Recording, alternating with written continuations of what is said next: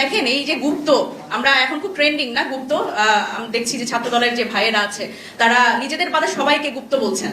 তো একই ক্যাম্পাসে তো আসলে আমরাও ছিলাম, তো আমরা তো আসলে দেখেছি যে কে আসলে কোন ভাবে কত ভাবে তারা আসলে গুপ্ত ছিল।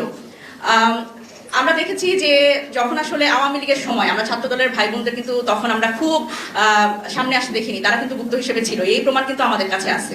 আমরা দেখেছি যে রাকিব ভাই এখন বাঘ হয়ে গেছেন, সেই রাকিব ভাই কাঁটাবন পার হইতে পারে নাই।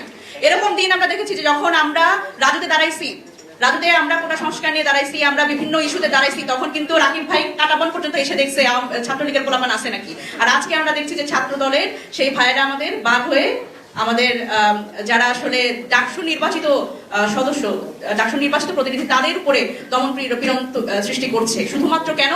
তাদের সরকার ক্ষমতায় আছে। দেখেন, আপনাদের হারের একটা বড় কারণ হচ্ছে এই দম্ভ।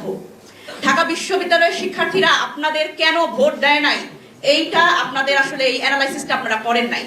আপনাদের এই জন্যই ভোট দেয় নাই যে ক্যাম্পাসটা যদি আপনাদের দখলদারিত্বে থাকতো, তাহলে হল দখল, হলে আবার সেই আওয়ামী লীগ স্টাইলে কমিটি দেওয়া এবং হলের যে একটা সিট নিয়ে বাণিজ্যিকীকরণ আমরা দেখেছি গত 17 বছর, এবং ঢাকা বিশ্ববিদ্যালয় থেকে শুরু করে বাংলাদেশের সব বিশ্ববিদ্যালয়গুলিতে ছাত্ররা সবচেয়ে বেশি নিপীড়নের শিকার হয়েছে, এবং সেই ছাত্ররাই কিন্তু এই গণ অভ্যুত্থানের একেবারে পুরোধা, এবং তারা সম্মুখ সারিতে দাঁড়িয়ে এই প্রতিবাদটা করেছে এবং আওয়ামী লীগের বিরুদ্ধে সেই তারা তাদের কণ্ঠস্বর জারি রেখেছে এবং ফ্যাসিবাদের পতন তারা করতে পেরেছে। যদি আমরা ফ্যাসিবাদী ব্যবস্থার কোনো পতন করতে পারিনি, আমরা সেই ব্যবস্থার আবার সেই পুনরায় আমরা দেখতে পাচ্ছি সেই আস্ফালন, এবং সেটি আওয়ামী লীগের মতো আমরা দেখতে পাচ্ছি সেই সব ধরনের ইঙ্গিত আমরা দেখতে পাচ্ছি বিএনপির মধ্যে।